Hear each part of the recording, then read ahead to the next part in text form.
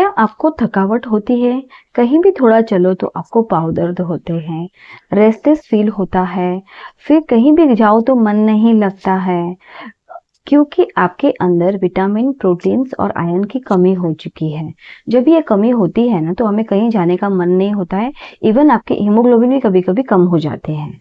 तो इसका एक अच्छा सॉल्यूशन लेके आई हूँ। देखिए, मैंने सारे नट्स और सीड्स जो भी मिलते हैं ना मार्केट में, आपके मन पसंद हो आप ले लीजिए। इनको घी में ड्राई रोस्ट कीजिए और इन्हें कोर्सली ग्राइंड कर लीजिए। अभी इसके अंदर हमने खजूर को सीड्स निकाल लिए हैं, उसको ऐड करके मिक्स कर लेना है। साथ में 1 टीस्पून इलायची का पाउडर ऐड करना है। अभी छोटे-छोटे लड्डू बना लेंगे। अभी ये लड्डू हमें सुबह और शाम को दूध के साथ लेंगे तो आपको बहुत ही हेल्दी महसूस होगा और अच्छा